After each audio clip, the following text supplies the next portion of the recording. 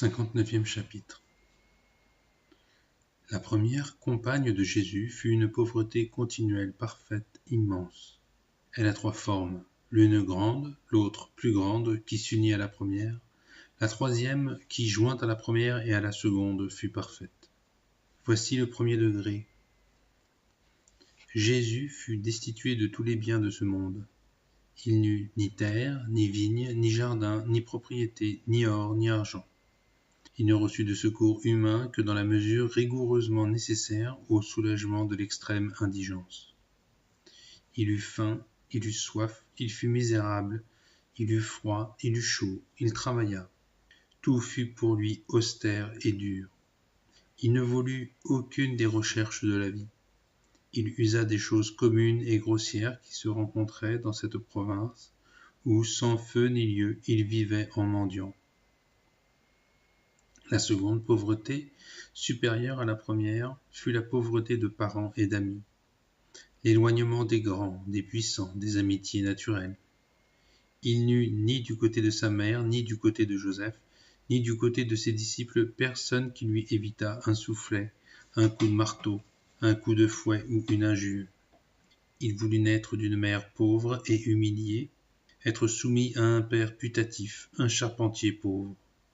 Il se dépouilla de l'amour et de la familiarité des rois, des pontifes, des scribes, des amis, des parents, et ne sacrifia pour l'amour de personne aucun sacrifice qu'il plût ou qu'il pût plaire à Dieu. Mais voici la pauvreté suprême, sublime, absolue. Jésus-Christ se dépouilla de lui-même, et le Tout-Puissant se montra pauvre. Il se montra comme pauvre de puissance. Il fit semblant d'être incapable. Il revêtit la misère et l'enfance, les courses, les prédications, les guérisons, les visites, les opprobres, tout l'accabla, et il fit connaissance avec la fatigue. Non seulement il donna sur lui puissance aux pécheurs, mais les choses inanimées et les éléments qu'il avait créés de sa main reçurent puissance de l'affliger.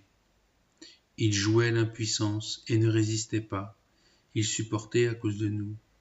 Il donna aux épines la puissance de pénétrer et de percer cruellement cette tête divine et 3 fois redoutable. Il donna aux liens et aux chaînes le pouvoir de l'attacher à la colonne. Celui qui en mourant fit trembler la terre laissa quelqu'un lui lier les mains. Ô, donnez-moi, Fils de Dieu, la joie de vous voir fidèle à lui. Arrachez-vous les entrailles pour les verser dans cet abîme sans fond d'humilité fidèle. Voici l'auteur de la vie qui s'anéantit pour toi et pour ta gloire. Les créatures déchirent leur Créateur et l'incirconscrit est attaché à une colonne. Il donna à un voile la puissance de le voiler, lui, la vraie lumière, illuminant toutes choses. Il donne au fouet de le battre, il donne au clou de pénétrer et de percer ses pieds et ses mains qui avaient ouvert les yeux des aveugles et les oreilles des sourds. Il donne à la croix de le tenir, blessé, percé, sanglant, nu, exposé devant tous, et de lui infliger la plus cruelle des morts. Il donne à la lance d'entrer, de briser, de pénétrer ce flanc divin, ce cœur, ces entrailles, de répandre sur la terre le sang et l'eau sortis des profondeurs sacrées de son cœur et de ses entrailles. Les créatures devaient obéir au Créateur, non aux pécheurs qui abusaient d'elles. Mais que cette humilité très profonde, invincible et sans exemple, que cette humilité du Dieu de gloire écrase et confonde l'orgueil de notre néant. L'auteur de la vie s'est soumis aux choses inanimées pour te rendre la vie, à toi, misérable, qui étais devenu, dans la mort, insensible au divin. Homme qui ne sait rien, il t'a aimé au point de t'offrir la perfection. La lance aurait dû se plier et résister à la créature qui abusait d'elle. Elle eût dû refuser d'entrer et de percer son Créateur. Les choses inanimées auraient refusé d'obéir à l'homme et de se tourner contre leur Dieu, si elles n'avaient reçu puissance sur lui. Il a donné aux bourreaux, aux soldats, aux juifs, à Pilate, à tous les méchants, la puissance de le juger, de l'accuser, de le blasphémer, de l'insulter, de le frapper, de le moquer, de le tuer, lui qui pouvait tout empêcher d'un mot, tout renverser d'un geste et tout anéantir. ou donner un ordre aux plus petits parmi les anges, les puissances ou les vertus, pour tout précipiter d'un seul coup au fond de la mer. S'il n'eût lui-même donné puissance sur lui aux choses créées, elles eussent reculé d'horreur devant la passion. Mais il s'est soumis à tout, et il a caché sa puissance. Il s'est dépouillé de tout aux yeux des hommes, pour apprendre aux mortels la patience, pour racheter l'homme qui s'était lui-même dépouillé de sa royauté, pour lui donner, par la gloire de la résurrection, la qualité d'impassible et d'invincible. Et il y a plus. Pour délivrer l'homme du démon, il a donné puissance au démon de le tenter, de l'entourer de ses membres, qui sont les méchants, de le persécuter jusqu'à la mort. Le Dieu invincible par nature, l'acte premier, l'acte pur, a fait à toute créature et à toute douleur cette universelle soumission, pour confondre la délicatesse de l'homme misérable, qui ne refuse pas seulement la pénitence et la douleur volontaire, mais qui repousse de toutes ses forces la douleur imposée, et murmure contre Dieu. Jésus-Christ s'est imposé une autre pauvreté. Il s'est dépouillé de sa sagesse, de la sagesse qui est à lui. On eût dit quelqu'un de vulgaire, le plus ignorant, le plus grossier des hommes. Il ne prit pas l'attitude d'un philosophe ou d'un docteur, d'un parleur, d'un écrivain, d'un savant ou d'un sage fameux, mais il se mêlait aux hommes en toute simplicité et en toute douceur, montrant en même temps la route de la vérité par la vertu thaumaturgique. Lui, la sagesse du Père et le Dieu des sciences, maître de l'esprit prophétique et le soufflant là où il veut, il eût pu étaler le génie scientifique et philosophe, se montrer et se glorifier. Mais il dit la vérité si simplement qu'il passait non seulement pour un homme vulgaire, mais pour un aliéné et un blasphémateur. Faudrait-il ensuite nous enfler de notre science, chercher à passer pour des maîtres, mendier auprès des hommes un nom creux et une gloire vide? Il s'est dépouillé de lui-même en abdiquant jusqu'à la gloire d'être saint, juste et innocent. Voici le mystère des mystères. Il suivit une voie mystique tellement en dehors de l'attente humaine qu'au lieu de passer pour le saint des saints, il fut tenu pour un pécheur, ami des pécheurs, pour un traître, un séducteur, un conspirateur, un ennemi public, un blasphémateur, condamné et exécuté entre deux voleurs. Et cependant, il pouvait faire notre salut. Il eût pu incliner le monde, lui, le saint des saints, devant la gloire de sa sainteté. Lui, l'impeccable, qui portait les péchés des peuples, lui, le roi des vertus et le Dieu des saints, au lieu de garder le nom de saint, il le donna à Jean-Baptiste, son serviteur. Mais tant qu'il le put sans blesser la vérité et la doctrine, il se dépouilla en apparence de la sainteté pour confondre notre hypocrisie à nous misérables, qui cherchons les apparences sans avoir la réalité, qui, par mille chemins détournés, falsifiant les faits et les tournant à notre avantage, courons à tort et à travers après la gloire qui n'est pas à nous. Il s'est encore dépouillé de lui-même en se dépouillant de l'empire qui est à lui. Lui, le roi des rois et le seigneur des seigneurs, dont le règne n'aura pas de fin, il vécut au milieu des hommes comme esclave. Et en effet, on l'a vendu, il s'est trouvé des acheteurs. On lui a offert l'empire, il a refusé. Il a obéi jusqu'à la mort à de mauvais rois, payant le tribut, se soumettant au jugement inique. Et non seulement les rois le trouvèrent sans défense, mais leurs plus vils ministres et sujets purent l'accabler de coups et le coucher sur la croix. Et jusqu'à l'âge de 30 ans, c'était sa mère et son père putatif qui lui avaient donné leurs ordres. Parmi ses disciples qu'il choisit rares et pauvres, au lieu de se conduire comme un maître, il déclara qu'il n'était pas venu pour être servi, mais pour servir. Enfin, il donna sa vie pour eux, pour les pécheurs. Au milieu de ses pauvres disciples, il fut roi et maître, ce fut en fait de misère, dans la faim, dans la soif, dans la douleur.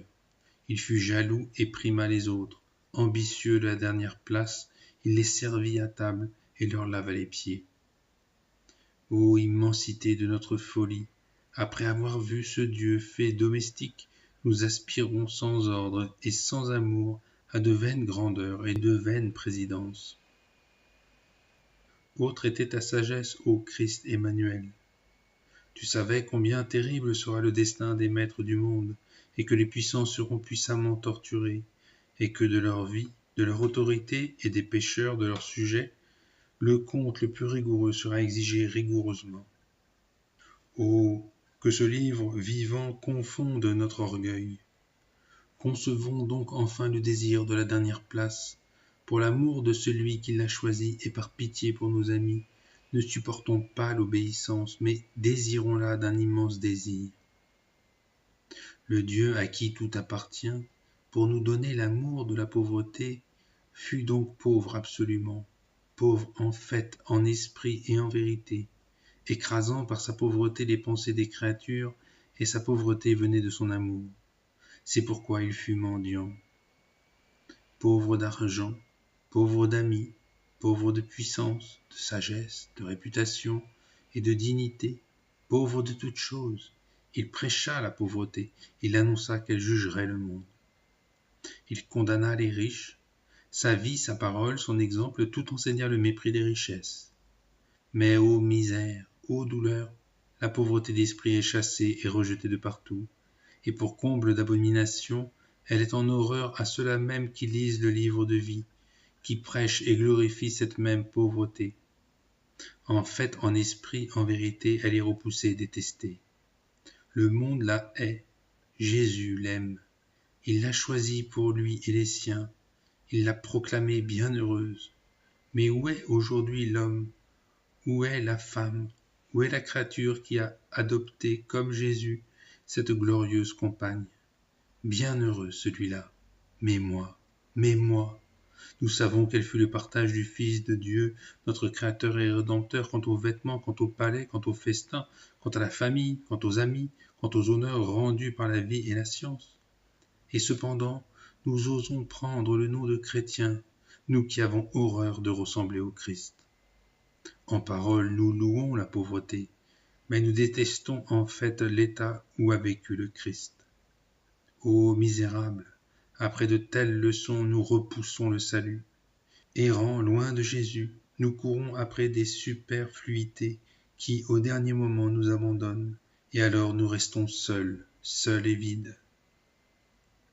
Car au lieu de suivre la voie droite, nous avons dévié, et la honte nous attend.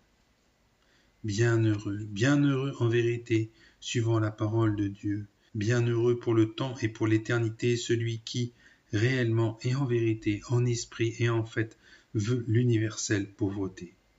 S'il ne se dépouille de toute chose dans le sens matériel, qui se dépouille en esprit, qui se dépouille dans son cœur, voilà la vraie pauvreté, voilà la béatitude, voilà la clé du royaume des cieux. Mais l'autre, celui qui prêche et qui n'agit pas, l'homme des sermons sans pratique, ah le misérable, ah le maudit, il verra ce que c'est que la misère éternelle, l'éternelle inanition qu'on a dans les enfers, l'éternelle faim, l'éternelle soif. Ni amis, ni frères, ni pères, ni secours, ni rédemption, pas d'issue pour sortir, pas un seul remède dans toute la sagesse humaine.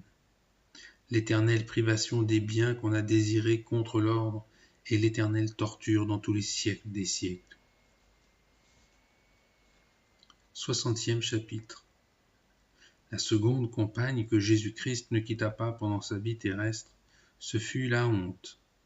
Il porta continuellement le poids de l'opprobre volontaire et parfait. Il vécut comme esclave vendu et non racheté, non pas seulement comme esclave, mais comme esclave méchant et vicieux. Il fut chargé d'opprobre, de mépris, de chaînes, de coups, de fouets, de meurtrissures, sans procès, sans défenseur, comme un misérable qui ne vaut pas la peine d'être jugé, que l'on envoie, entouré des voleurs, au plus honteux et au plus cruel supplice. Si quelque mortel songea à l'honorer, il échappa toujours, soit par un mot, soit par un fait, et prit le fardeau de la honte, qu'il choisissait toujours, sans le mériter jamais.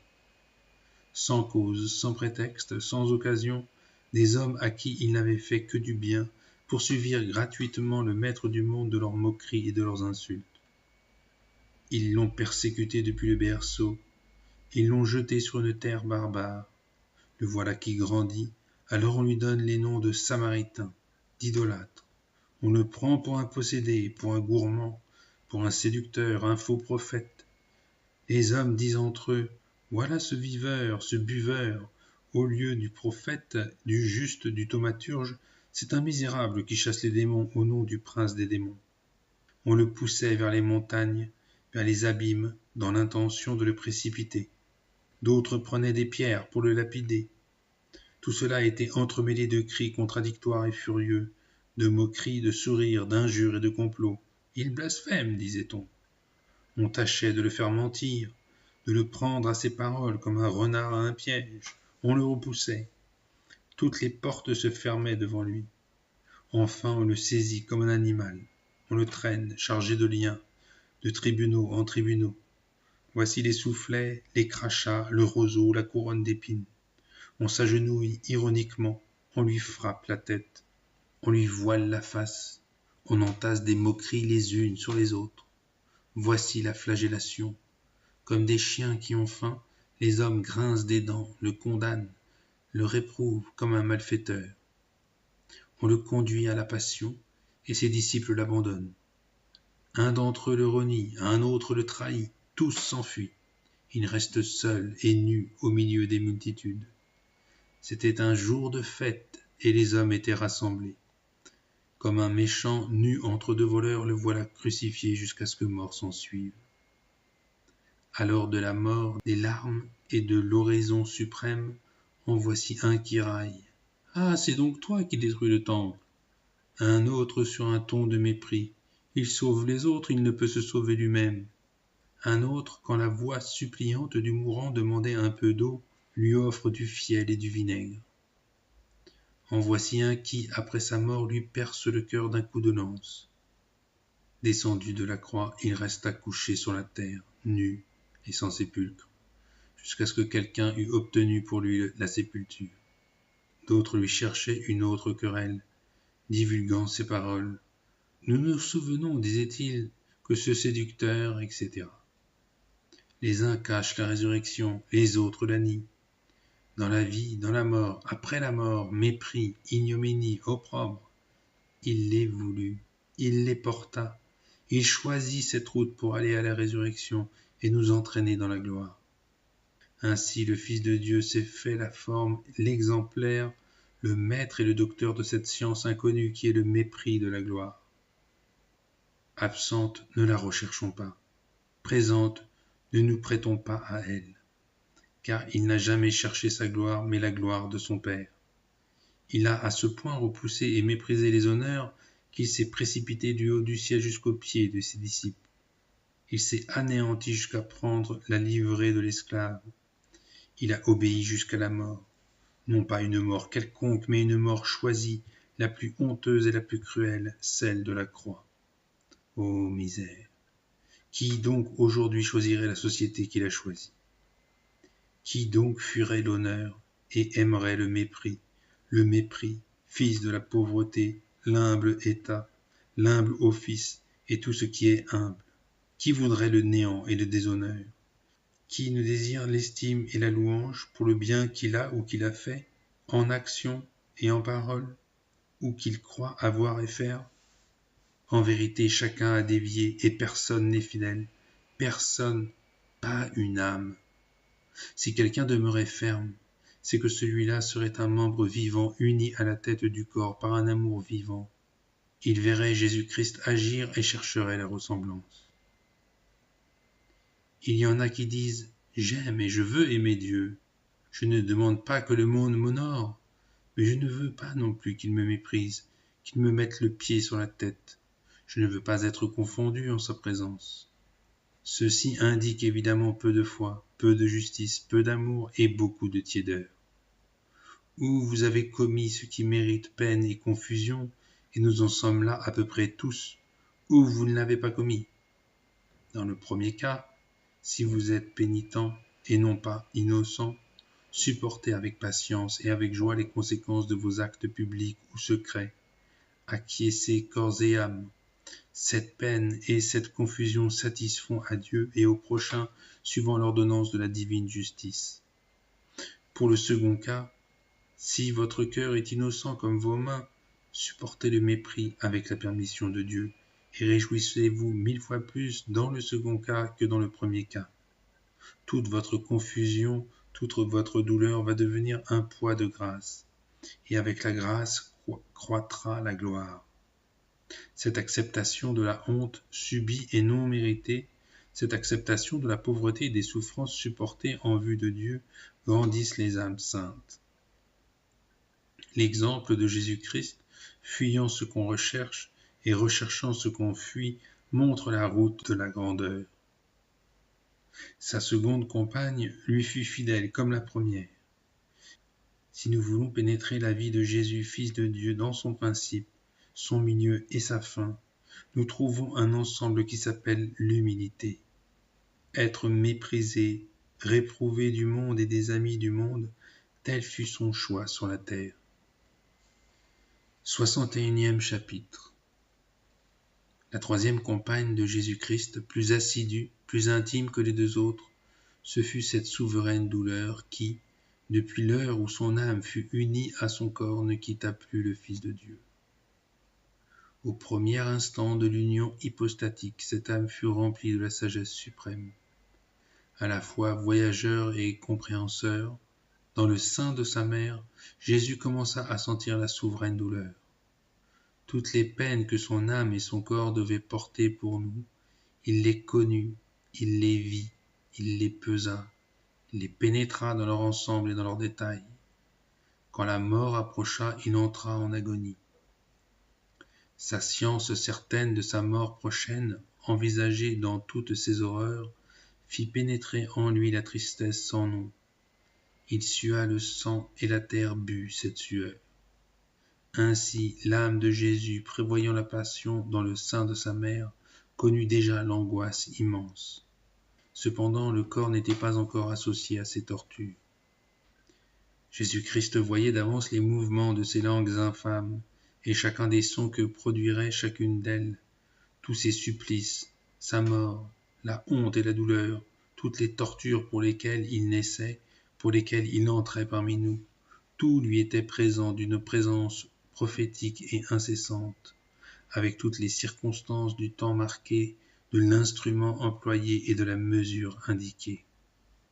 Il se voyait vendu, trahi, pris, renié, abandonné, lié, souffleté, moqué, frappé, accusé, blasphémé, maudit, flagellé, jugé, réprouvé, condamné, conduit au Golgotha comme un voleur dépouillé, nu, crucifié, mort, percé de la lance.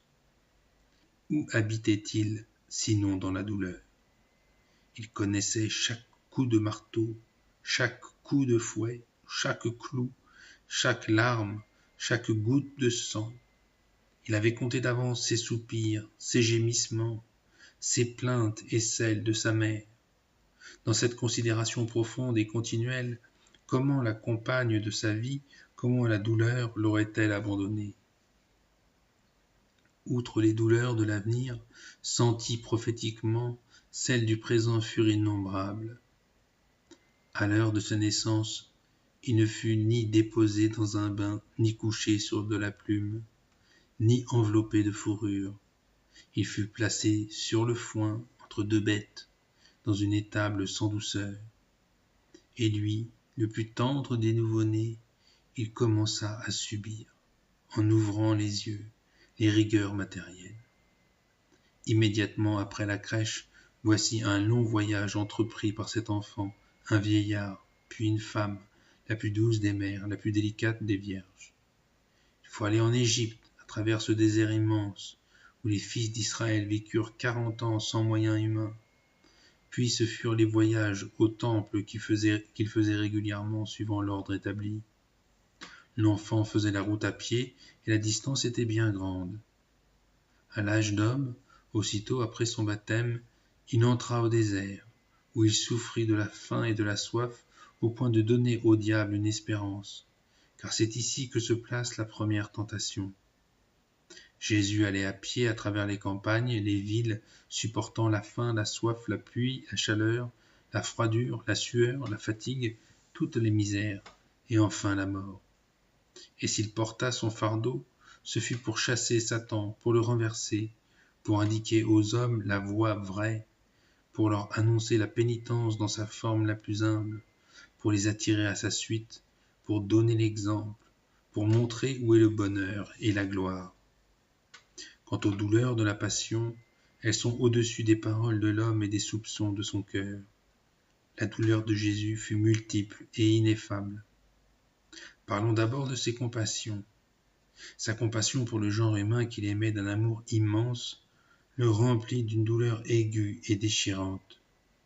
Ce n'était pas seulement une compassion générale pour l'espèce humaine tombée et condamnée, c'était une compassion immense, particulière à chaque individu. Et il ne voyait pas seulement d'une vue générale les péchés de chaque individu, il mesurait exactement chaque péché et chaque châtiment, dans le passé et dans l'avenir. Chaque homme passé, présent ou futur, chaque péché de chacun de ces hommes perça d'une douleur sans mesure celui qui nous aimait avec une miséricorde et une compassion sans mesure. S'il était un regard capable d'entrer dans ces détails innombrables des péchés humains et des souffrances humaines, ce regard-là verrait quelque chose de ce qu'a souffert Jésus pour nous. Il aimait chacun de ses élus d'un amour ineffable. La profondeur de cet amour mesuré sur chacun d'eux rendit continuellement présente à Jésus toute offense et toute peine passée, présente ou future, et telle était sa compassion pour chaque douleur qu'il les prit toutes sur lui dans une douleur immense. Ce fut cette compassion immense, épouvantable, qui précipita Jésus vers la croix, vers la mort, vers l'abîme des tortures. Il voulait nous racheter, il voulait nous soulager. Une des douleurs les plus oubliées de Jésus-Christ fut sa compassion pour lui-même. Ces tortures innombrables et ineffables, et l'ineffable douleur dont il se voyait menacé, firent qu'en se regardant lui-même, il eut le cœur déchiré. Voyant et considérant que la mission qu'il tenait de son Père était de porter le poids de tous les péchés et de toutes les douleurs des élus, sentant que ces choses terribles étaient infaillibles, certaines, immanquables, et qu'il était dévoué corps et âme à leur étreinte, il fut saisi, en se regardant, d'une pitié déchirante. Imaginez l'état de l'homme qui verrait d'une vue prophétique et infaillible la plus inouïe, la plus ineffable douleur s'approcher de lui avec la certitude d'être atteint et qui aurait continuellement devant les yeux les détails de toutes ces tortures. Il aurait pitié de lui-même. Mais jusqu'où grandirait cette pitié si la douleur prévue et imminente était sans proportion et s'il était doué d'une intelligence et d'une sensibilité effrayantes pour sonder d'avance l'abîme de ces tortures, leur nature et leur qualité. Ces suppositions se sont réalisées dans Jésus, et tout ce que je dis n'est rien près de la réalité de ces angoisses. Si je descends à ces comparaisons, c'est pour mettre quelque chose de son agonie à la portée de cette grossière intelligence humaine. Sa passion fut toute sa vie dans sa mémoire. Mais voici une des souffrances les plus inconnues de Jésus-Christ. Ce fut sa compassion pour Dieu le Père, pour le Père des miséricordes. L'amour de Jésus pour le Père, pour le Dieu de toute compassion, dépasse les conceptions de l'homme. Voyant Dieu, l'objet de son immense amour, à ce point blessé de compassion pour nous, qu'il livra son Fils unique, son bien-aimé à la mort, et qu'il se fut livré lui-même, si cela eût été convenable, il fut saisi d'une douleur immense, et eut pitié de cette pitié. Pour inventer un remède, un soulagement au cœur de son Père, il s'humilia jusqu'à la mort et obéit jusqu'à la croix. Mais la parole humaine ne peut aborder les souffrances que j'entrevois. Je vais parler sans espérance de me faire entendre. J'affirme que la douleur de Jésus fut chose ineffable. Ineffable parce qu'elle fut une concession, une permission, un don de la sagesse divine. Une dispensation divine, antérieure à nos pensées, supérieure à nos paroles, lui dispensait la douleur. Et c'était la douleur suprême. Plus la dispensation divine fut admirable, plus la douleur qui en résulta fut perçante et déchirante. C'est pourquoi aucun entendement créé n'a la capacité nécessaire pour embrasser cette douleur. Cette dispensation divine fut le principe de toutes les douleurs de Jésus-Christ. Elle est leur W. Et s'il est impossible à l'intelligence de concevoir l'amour par lequel il nous racheta, il est également impossible de concevoir la douleur dont il souffrit. Impossible car cette douleur était fille de la lumière. Elle provenait directement de la lumière donnée à Jésus et cette lumière était ineffable. La divinité elle-même, lumière ineffable, illuminait Jésus ineffablement et, vivant en lui avec la dispensation dont je parle, le transformait en douleur au sein de la lumière divine. Cette douleur est un sanctuaire dont la parole n'approche pas. Jésus-Christ voyait dans la lumière divine l'ineffable immensité de la douleur qui faisait en lui des prodiges, douleur cachée à toute créature par la vertu de l'ineffable. Car cette douleur, je veux dire cette lumière divine, eut pour principe et pour origine la dispensation de Dieu. Parmi les suprêmes douleurs fut la compassion de Jésus pour sa mère, la très douce Marie. Il l'aima par-dessus toute créature. C'est d'elle qu'il avait pris sa chair virginale, et elle partageait par-dessus toute créature les douleurs de son Fils, car elle avait une capacité de cœur haute et profonde par-dessus toute créature. Jésus-Christ avait une immense compassion, de cette immense compassion qui, du cœur, du corps et de l'âme, ne faisait qu'une seule douleur immense. Sa mère souffrait la douleur suprême, et Jésus portait en lui la douleur de sa mère, et cette douleur était fondée sur la dispensation divine. Une autre douleur fut l'offense du Père, objet de son immense amour. Jésus voyait quel péché était sa mort, et ce que faisait l'homme quand il crucifiait le Sauveur. Sa mort est le plus grand des crimes humains, passés, présents et futurs. L'injure que sa mort faisait à Dieu fut pour l'âme de Jésus-Christ un océan de douleur. Percé de compassion pour le Dieu blasphémé, percé de compassion pour l'homme déicide, la douleur lui arrache ce cri « Mon Père, pardonnez-leur, car ils ne savent pas ce qu'ils font. » À cause du crime sans nom, à cause du déicide, peut-être Dieu le Père allait damner le genre humain, si Jésus, comme s'il eût pour un instant oublié toute autre douleur, n'eût crié et pleuré dans la mort pour nous et vers Dieu. La douleur de compassion pour ses apôtres et disciples pénétra Jésus. Les apôtres, les disciples, les femmes qui l'avaient suivi souffraient horriblement. Jésus, qui les aimait d'un amour immense, porta en lui la douleur des disciples dispersés et persécutés. Outre ces douleurs, Jésus en supporta 1000 autres de 1000 natures.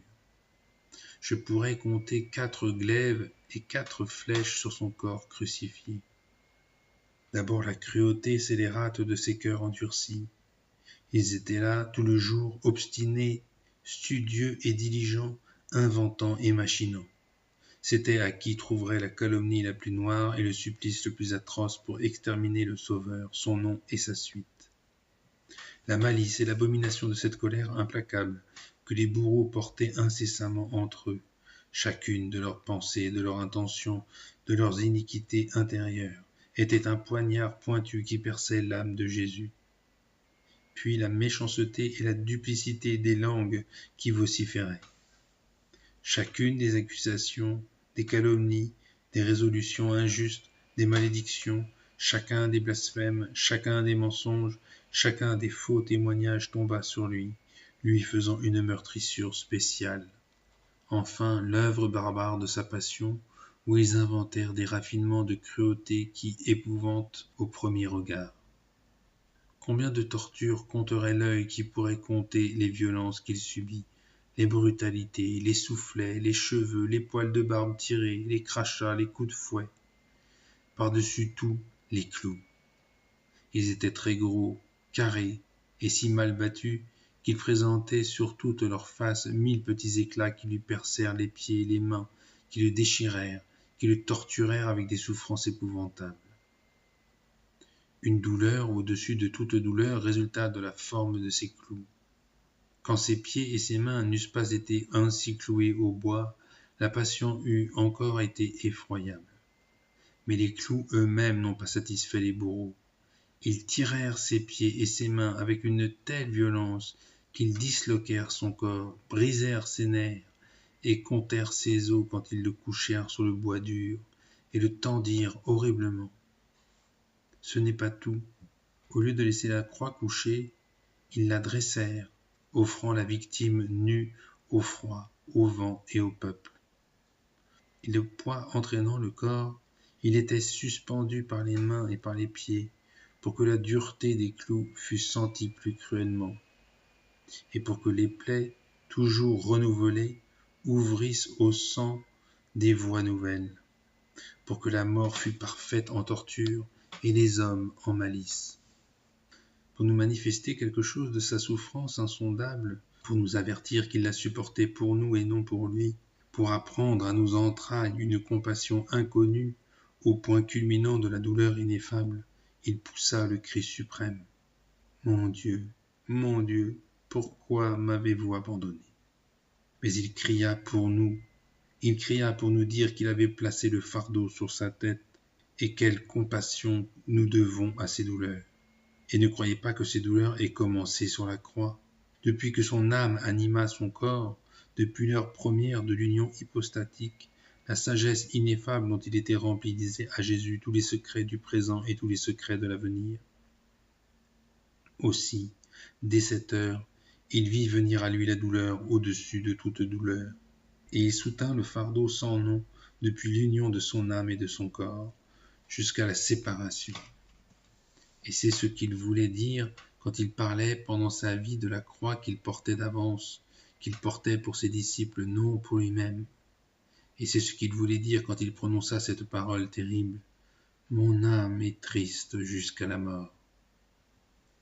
Il nous provoquait, il nous demandait notre compassion. Cette douleur, comme toutes les douleurs, contracta une amertume particulière qui venait de la noblesse immense de l'âme blessée. Plus l'âme était sainte, douce et noble, plus cruelle, plus tendue était la douleur, car cette âme, en raison de sa noblesse, était incroyablement sensible à l'injure et à la souffrance.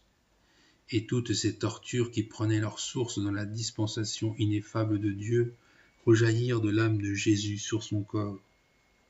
Et nul ne peut savoir quelle était la délicatesse et la sensibilité de ce corps. Aucun corps humain formé dans le sein d'une femme ne fut plus noble.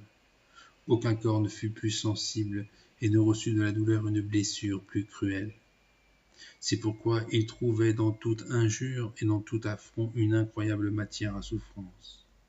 Au milieu de ces horreurs, que faisait l'homme-Dieu, Jésus-Christ, sauveur du monde? Je n'entends pas une menace, pas une malédiction, une défense, une excuse, une vengeance. On lui crache à la figure, il ne se cache pas la face. On lui étend sur la croix les mains et les bras, et il ne les retire pas. On le cherche pour la mort, il ne se cache pas. Mais absolument et de toute manière, il se livre à la volonté des hommes et se sert de leur scélératesse pour les racheter malgré eux. Au moment du crime, ineffable pensée, la victime donnait l'exemple de la patience, enseignant aux bourreaux l'éternelle vérité, élevant pour eux au ciel ses bras, ses cris et ses larmes. Et pour leur immense péché qui devait damner le genre humain, il leur rendait un bien plus fort que ce péché. Tournant le crime contre lui-même, il se servit pour satisfaire l'éternelle justice de leur péché épouvantable. Il se servit de la mort qu'il lui infligeait pour ouvrir le ciel à ses bourreaux. Il réconcilia le monde avec Dieu. Il nous fit rentrer en grâce, et au moment où la créature portait la main sur le Créateur, il se servit de l'attentat qu'elle commettait pour restituer à Dieu sa fille. Ô piété, ô miséricorde immense, ô bonté supérieure à toute bonté conçue, où l'iniquité avait surabondé, la grâce surabonda, et la grâce n'a pas de limite. Et puisque voilà notre exemple, ne nous bornons pas à ne pas nous venger, rendons le bien pour le mal à cause du Rédempteur. Si un patriarche, un prophète, un ange, un saint nous eût offert ce modèle, il serait déjà acceptable. Mais puisque c'est l'éternelle sagesse, l'infaillible vérité à qui l'erreur est aussi impossible que le mensonge, la négligence serait déplorable. C'est la perfection qui est demandée. On dit, on entend dire, on prêche toute la journée que le Fils de Dieu fut l'homme de douleur, que, non content de supporter patiemment celles qui se présentaient, il les cherchait, lui, l'innocent, il les trouvait, il les prenait, il les aimait en parole et en acte. Il proclamait bienheureux ses imitateurs. Cette proclamation ne fut pas une parole vaine. Il porta dans son âme et dans son corps la souffrance inexplicable. Ce fut par elle et grâce à elle qu'il déclara entrer dans son royaume. Il affirma qu'aucune autre route ne menait à la vie éternelle, et il choisit la voie royale. Puisque c'est lui qui l'a tracée, l'aveuglement est grand de ne pas suivre ce guide infaillible, qui est créateur et rédempteur. C'est parce qu'il savait la vertu cachée des souffrances qu'il les choisit, fuyant les voluptés, détestant en parole et en acte les plaisirs temporels où le ciel n'entre pas. Avant ce choix de l'homme-dieu, bien qu'il eût déjà depuis longtemps indiqué ses prédilections par les prophètes, les amis de la volupté humaine avaient cependant une excuse. Mais depuis que le Fils de Dieu a fait son choix lui-même, après une telle vérité si clairement montrée, si hautement prêchée et manifestée au monde dans un si grand Seigneur, quelqu'un doit-il hésiter encore? Quelque insensé peut-être qui mérite tout blâme.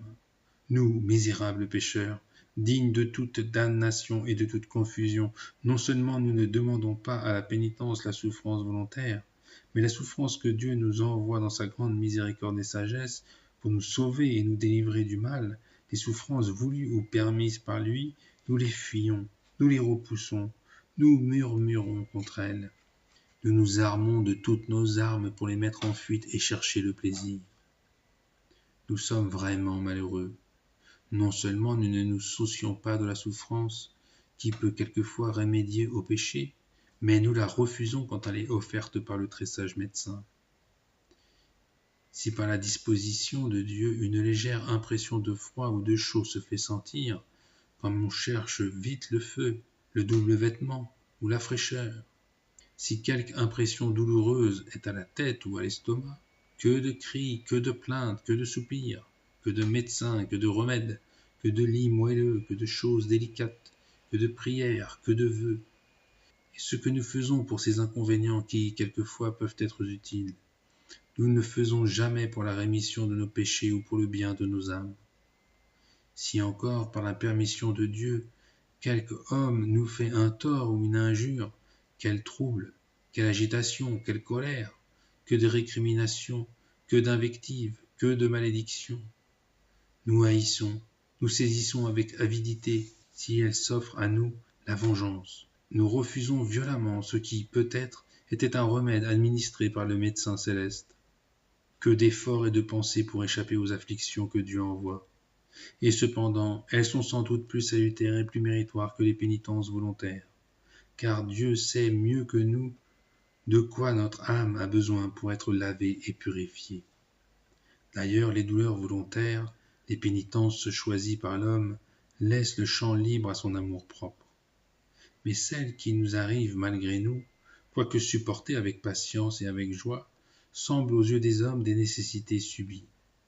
Je vous engage donc, mes fils, à supporter le froid, le chaud, 1000 petits accidents, 1000 inconvénients physiques, sans cependant nuire à la vie du corps. Ne cherchez de remèdes que quand ils sont nécessaires, mais il faut les chercher à l'instant où le mal physique serait un obstacle au bien de l'âme. Si nous sommes pauvres d'amis, supportons aussi cette indigence. Si par la volonté ou la permission de Dieu des oppressions, des persécutions, des opprobres, des violences, des rapines se produisent, nous les acceptons pas seulement avec patience, mais avec joie, comme un bien que nous aurions conquis. Mais, pauvres créatures, nous faisons tout le contraire, absolument tout le contraire. Nous passons nos jours et nos nuits à inventer, à méditer, à rechercher, à conquérir de vaines joies et de vaines gloires. Telle n'est pas la voie de Jésus-Christ. Et comment cette malheureuse âme qui ne recherche que les consolations de la vanité mondaine pourrait-elle aller à lui? L'âme sage qui veut pratiquer la sagesse ne doit en vérité chercher que la croix. Une âme qui aurait une étincelle d'amour voudrait suivre au calvaire Jésus-Christ. Ce que je dis des consolations temporelles, je le dis des consolations spirituelles. Il s'en trouve dans le service de Dieu, mais ce n'est pas là qu'il faut viser par-dessus tout. Marie, sur le calvaire, voyant ce qu'elle voyait, a-t-elle cherché le goût de la suavité divine? Non, elle a accepté l'angoisse, l'amertume et la croix. Imitez-la. Il y a peu d'amour et souvent beaucoup de présomption à demander autre chose. L'âme enrichie de douceur sensible qui court à Dieu pleine de joie a moins de mérite que celle qui fait le même service sans consolation dans la douleur. La lumière qui sort de la vie de Jésus me montre, ce me semble, que c'est la douleur qui mène à Dieu, et que là où a passé la tête, là doivent passer la main, le bras, le pied et tous les membres.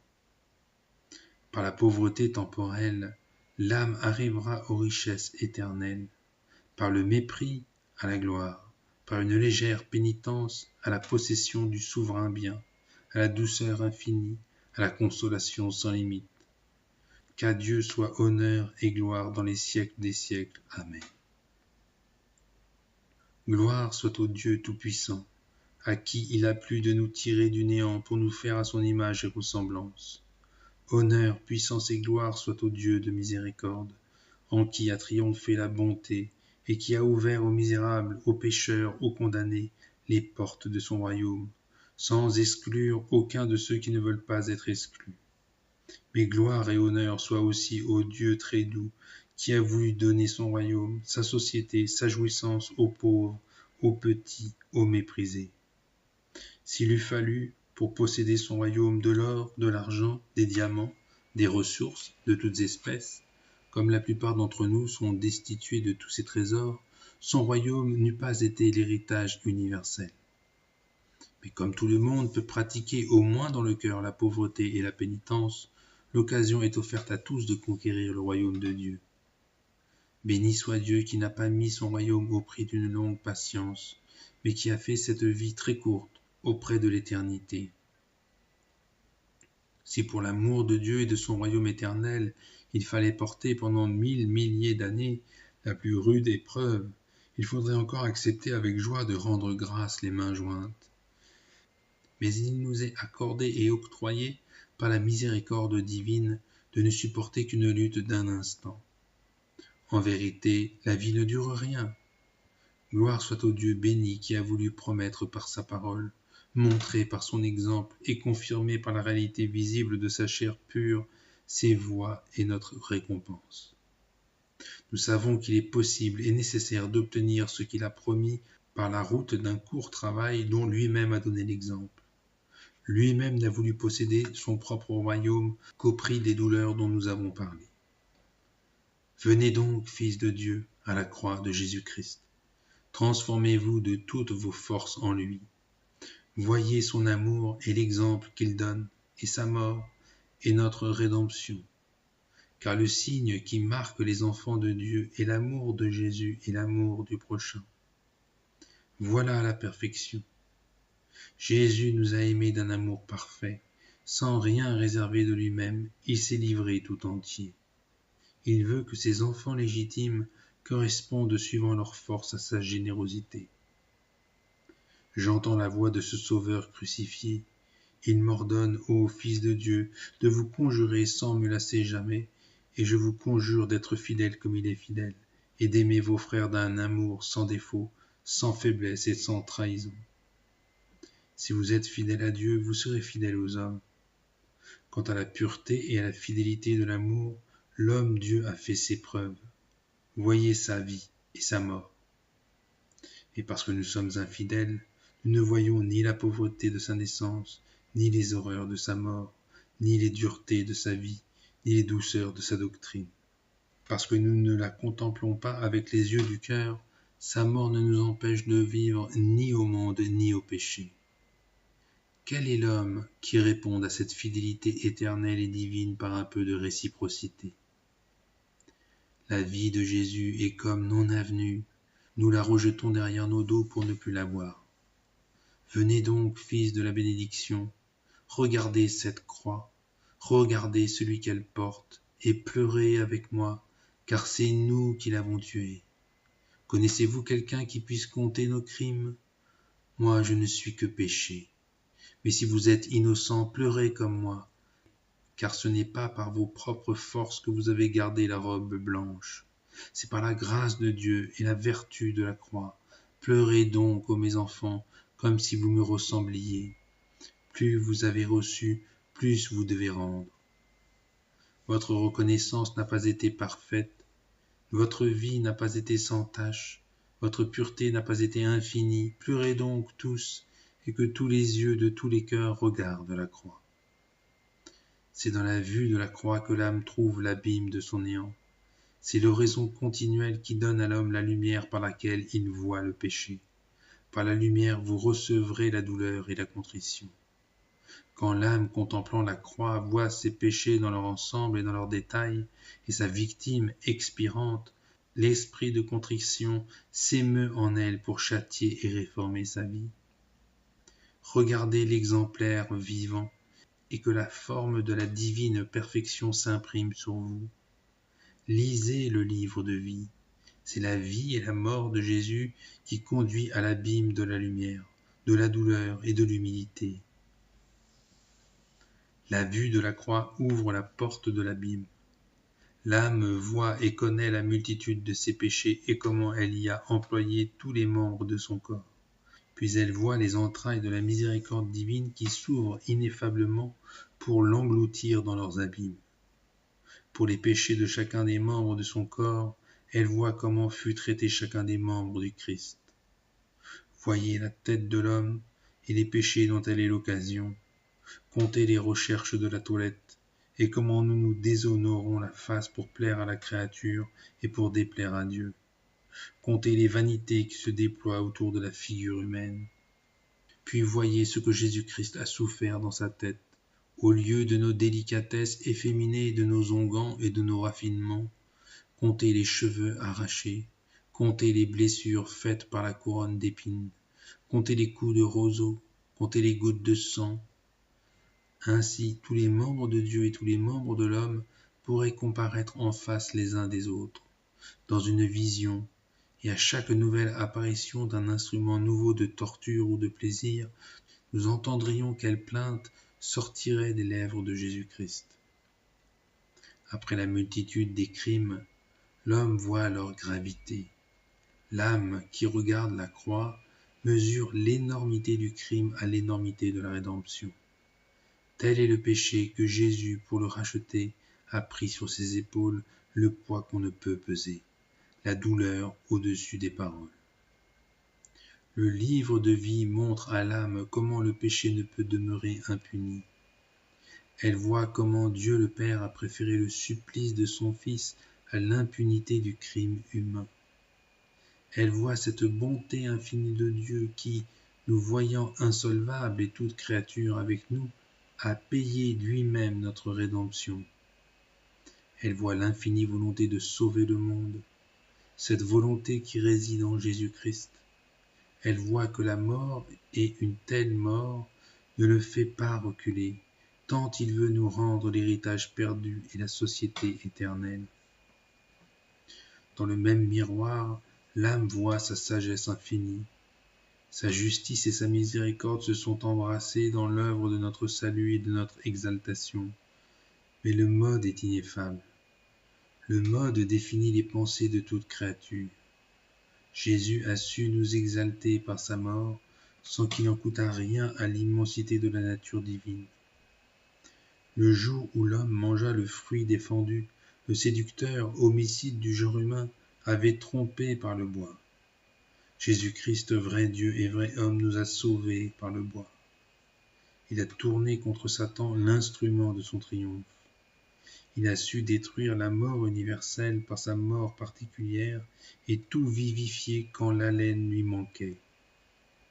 Il a su par les tourments, les douleurs et le mépris préparer au genre humain les délices sans amertume et la gloire qui ne finira pas.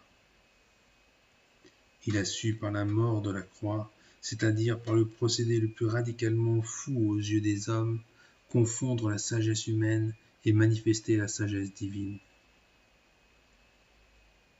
Quand j'ai montré les douleurs de Jésus, l'humilité, la miséricorde, le roi de gloire portant la mort de l'esclave, la rédemption, le ciel ouvert, l'exemple, la sagesse, la force, la joie éternelle et tout le reste, ne croyez pas, mes enfants, que je vous ai donné la moindre idée de Jésus-Christ. La vérité est ineffable. Pour lire à haute voix le livre de vie, il faut exprimer et révéler l'infini. J'ai beaucoup répété, mais je n'ai pas dit ce qui échappe. Au regard du contemplateur, si la grâce se place entre le calvaire et l'œil qui regarde, toutes choses sont manifestées dans la croix, toutes choses, ai-je dit. J'ajoute maintenant, et beaucoup d'autres, mais elles sont ineffables. Qu'à Jésus-Christ soit honneur et gloire pour les siècles des siècles. Amen.